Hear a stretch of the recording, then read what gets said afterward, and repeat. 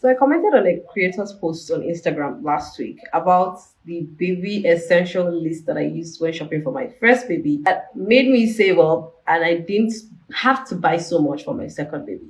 And mothers in the comment section have been like, give us that list. We want that list. I'm like, okay, calm down, y'all. Okay, I'll share. So I'm going to pin it in my comment section. So if you want to screenshot it, if you want to send it to your friend, you can go ahead and enjoy it.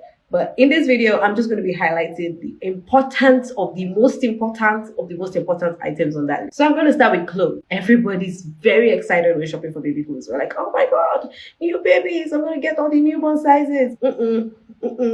Newborn sizes are not your friend, mama. So yes, you might want to get one or newborn sizes. In fact, the only outfit that should specifically be in newborn size is your naming outfit. You want to get a custom made naming outfit. So there's this pack for either a baby boy or a baby girl. If you're certain of the gender, you can get your naming outfit in newborn size. That would definitely fit perfectly. Your baby's been wearing just once, maybe twice for a baby dedication, or for an outing here and there if you're the outgoing or easy to go out kind of mom. Maybe you might enjoy that one.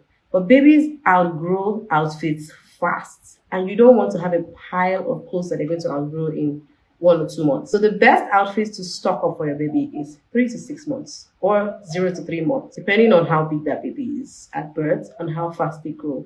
Babies are different, but the best size to get for your babies are 3 to 6 months. Stock up on that. Rompers, play suits, slip suits, singlets, whatever things you want to get for your baby in that category. 3 to 6 months, that's the best. Next up on my list, I have feeding bottles. So whether you plan to breastfeed or bottle feed, you should have at least a set of feeding bottles for your baby. And plans can change, anything can happen. You don't want to be dashing out in the middle of the night or in the middle of nowhere, trying to get a feeding bottle for your baby when an emergency arises. A set of feeding bottles for your baby. Another thing that, this one is a bit 50-50 on my list. A lot of moms say they don't end up using their baby carrier. Maybe because I'm used to baby wearing, it's just easy for me to just put the baby in there and get to do whatever else I want to do. Or it makes it easy for me when I want to go out. If you're going out and you're not going out in your private car or maybe an Uber or something, I have safe public transport, I'd rather my baby is in front of me and I can see his or her face and adjust the head however I want. I don't want strangers touching my baby. I want to see my baby in front of me. So baby carrier, a must. Another thing on this list is a diaper bag.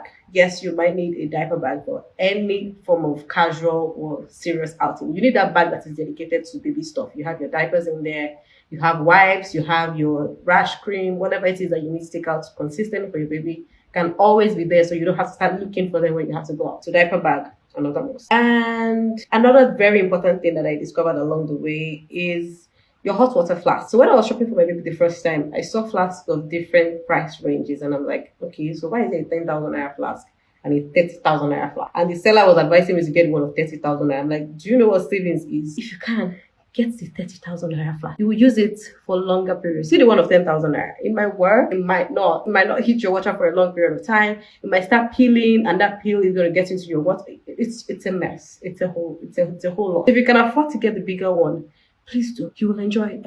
Okay, and then finally on my list, whatever hospital you decide to have your baby in, they're going to have a hospital list. That list is good. Everything they put on that list, please buy it and pack it along when you're going to the hospital. Then you have your own personal list of things that you may or may not get. There's so many other things on the list that are not so compulsory, but for your hospital list, everything on that list is a must. Another personal buy that I won't call it a regret, it was just an experience or a learning curve. A lot of people complain about buying a bassinet or a baby crib and end up turning it into a clothes rack or a playpen. So it ends up finding a use spot for not for what you intended it for. Babies want to sleep with you, on you, beside you, around you, not so far away from you in a separate room or in a separate bed. A baby cot, if you can afford to, is very nice for aesthetics, for pictures, for videos. But the babies actually want to sleep in a cot? Maybe not. So maybe a bedside, a little bed for the bedside when the baby is still a newborn. You don't want them to, be inhaling all the family whatever it is on your bed sheets and stuff. So you can have a little that small bed for that newborn phase.